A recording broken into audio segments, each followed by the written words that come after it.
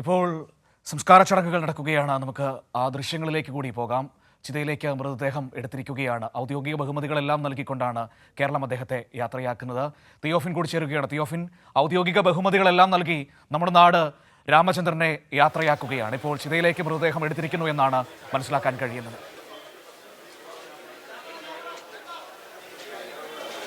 മനു, എല്ലാ ഔദ്യോഗിക ബഹുമതികളും നൽകി നാട് യാത്രയാക്കുകയാണ്. വളരെ ആദരപൂർവ്വമാണ് അദ്ദേഹത്തെ യാത്രയാക്കുന്നത്. എല്ലാ ചടങ്ങുകളും പൂർത്തീകരിക്കുന്നു. ഇനിയിപ്പോൾ സംസ്കാര ചടങ്ങ് അതിൻ്റെ അന്തിമഘട്ടത്തിൽ ചിതയിലേക്ക് വയ്ക്കുന്നു. ആ ചടങ്ങാണ് ഇനിയിപ്പോൾ ചിതയിൽ ചിത ദഹിപ്പിക്കുന്ന ആ ചടങ്ങിലേക്ക് അവസാന നിമിഷങ്ങളിലേക്ക് കടക്കുകയാണ്. ഇപ്പോൾ ആ ചിതയിലേക്ക് മൃതദേഹം എത്തിക്കുന്ന ദൃശ്യങ്ങളാണ് നമ്മളിപ്പോൾ കണ്ടുകൊണ്ടിരിക്കുന്നത്. ഇനി എല്ലാ ക്രമീകരണങ്ങളും നേരത്തെ തന്നെ ഇവിടെ പൂർത്തിയാക്കിയിരുന്നു. സർക്കാരിൻ്റെ ഔദ്യോഗിക ബഹുമതികൾ കൂടി നൽകിയാണ് വളരെ ആദരപൂർവ്വം അദ്ദേഹത്തെ യാത്രയാക്കുന്നത്. ഒരു യാത്രയ്ക്കായി കുടുംബത്തോടൊപ്പം മകളോടും പേരക്കുട്ടികൾക്കുമൊപ്പം ഒരു വിനോദ യാത്രയ്ക്കായി പോയ എൻ രാമചന്ദ്രൻ, അദ്ദേഹം യാത്രകളെ ഏറെ സ്നേഹിച്ചിരുന്ന അദ്ദേഹം ഇപ്പോൾ മടങ്ങി വരാത്തൊരു യാത്രയിലേക്ക് പോയിരിക്കുകയാണ്. ഇവിടെ നിന്ന് എടപ്പള്ളിയിലെ വീട്ടിൽ നിന്ന് പോയ അദ്ദേഹം ചേതനേറ്റ ശരീരമായാണ് തിരിച്ചെത്തിയത്. ഏറെ വേദനയായിരുന്നു അത്. വീട്ടുകാർക്ക് ഈ ദുരന്തം കാണേണ്ടി വന്നു. കൺമുന്നിൽ വെച്ച് തങ്ങളുടെ പ്രിയപ്പെട്ട പിതാവും മുത്തശ്ശനുമൊക്കെ മരിക്കുന്നത് മകളും കൊച്ചുമക്കളുമൊക്കെ കാണേണ്ടി വന്നു. അവരുടെ എല്ലാം വേദന അത്രയും വലിയ ഷോക്കാണ് അവർക്കുണ്ടായത്. ആ ഒരു ഷോക്കിൽ നിന്ന് അവരിപ്പോഴും മുക്തരായിട്ടില്ല. അതിലേറെയാണ് വേദന. മലയാളികളെല്ലാം തങ്ങളുടെ പ്രിയപ്പെട്ട ഒരാൾ, തങ്ങളുടെ ഒരു സഹോദരനോ ഒരു ജ്യേഷ്ഠനോ പിതാവോ അങ്ങനെ മരിച്ചു നഷ്ടപ്പെട്ടു എന്ന ഒരു ദുഃഖം, ആ ഒരു വികാരം അല്ലെങ്കിൽ അങ്ങനെ ഒരു തോന്നലാണ് എല്ലാ മലയാളികൾക്കും ഉള്ളത്. അത്തരത്തിൽ തങ്ങൾക്ക് പ്രിയപ്പെട്ട ഒരാൾ നഷ്ടപ്പെട്ടതിൻ്റെ വേദനയിലാണ് എല്ലാ മലയാളികളും.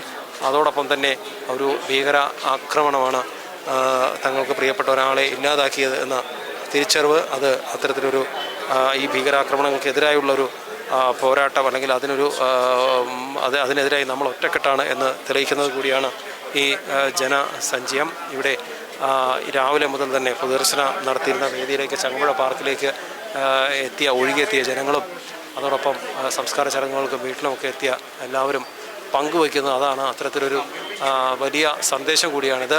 അതോടൊപ്പം കേരളം ഒറ്റക്കെട്ടായി, കേരളം മുഴുവൻ ജനങ്ങൾക്കൊപ്പമുണ്ട്, ഈ കുടുംബത്തിനൊപ്പമുണ്ട് എന്ന ഒരു സന്ദേശം കൂടിയാണ്. അദ്ദേഹത്തിൻ്റെ സംസ്കാര ചടങ്ങുമായി ബന്ധപ്പെട്ട അന്തിമ ചടങ്ങുകളാണ് ഇപ്പോൾ നടന്നുകൊണ്ടിരിക്കുന്നത്. ചിതയിൽ വെച്ച ശേഷമുള്ള ചിതയ്ക്ക് തീ കൊളുത്തുന്ന ഉൾപ്പെടെയുള്ള ചടങ്ങുകൾ, അതിനുവേണ്ടിയുള്ള ഒരുക്കങ്ങളും മറ്റും നടന്നുകൊണ്ടിരിക്കുന്നു. ആ ദൃശ്യങ്ങളാണ് നമ്മളിപ്പോൾ കാണുന്നത്. എന്തായാലും ഏറെ വേദനയോടുകൂടിയാണ് കേരളം. അതോടൊപ്പം തന്നെ വളരെ ആദരവോടുകൂടി കേരളം അദ്ദേഹത്തെ യാത്രയാക്കുകയാണ്. വലിയൊരു യാത്രയപ്പ് എൻ രാമചന്ദ്രന് കേരളം നൽകിയിരിക്കുന്നു. അതിനുള്ള ഇതുവരെയുള്ള എല്ലാ നടപടികളും പൊതുദർശനം നിരവധി പേർക്ക്, ആയിരക്കണക്കിന് ആളുകൾക്ക് അദ്ദേഹത്തിന് ഒരു അന്ത്യാഞ്ജലി അർപ്പിക്കാനുള്ള അവസരം നൽകി. അവിടെയും ആയിരക്കണക്കിന് ആളുകൾ ഒഴുകിയെത്തി. ഒപ്പം കുടുംബാംഗങ്ങൾ വീട്ടിൽ നടത്തേണ്ട ചടങ്ങുകളൊക്കെ പൂർത്തിയായി.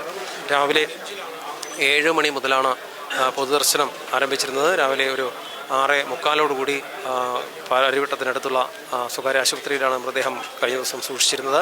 അവിടെ നിന്ന് മൃതദേഹം ചങ്ങമ്പുഴ പാർക്കിൽ പൊതുദർശനം നടത്തുന്ന ചങ്ങമ്പുഴ പാർക്കിലേക്ക് 7 മണിയോടുകൂടി എത്തിച്ചു. തുടർന്ന് ഒരു 7:15 ആയപ്പോഴേക്കും പൊതുദർശനം ആരംഭിച്ചു.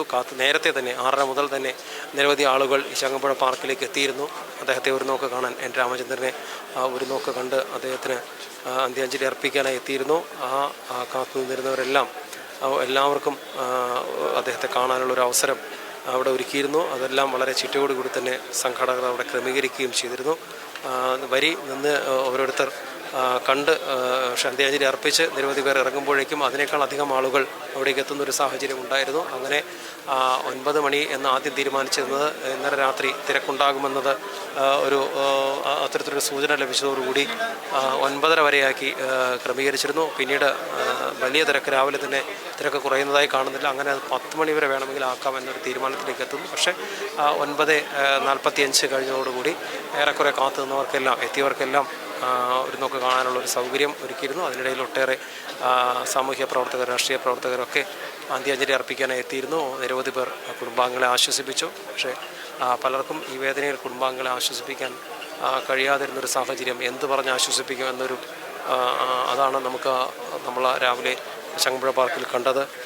ഒന്നും പറയാൻ പറ്റാത്തൊരു അല്ലെങ്കിൽ പറയാൻ വാക്കുകൾ കിട്ടാത്തൊരു സാഹചര്യമായിരുന്നു പലപ്പോഴും ബന്ധുക്കൾക്കും വേണ്ടപ്പെട്ടവർക്കുമൊക്കെ ഉണ്ടായിരുന്നത്. ഏറെ വേദനയോടുകൂടിയാണ് അദ്ദേഹത്തെ യാത്രയാക്കുന്നത്. ഇപ്പോൾ സംസ്കാര ചടങ്ങുകളുടെ അവസാന ഘട്ടത്തിലേക്ക് കടന്നിരിക്കുകയാണ്. ആ ദൃശ്യങ്ങളാണ് നമ്മളിപ്പോൾ കാണുന്നത്.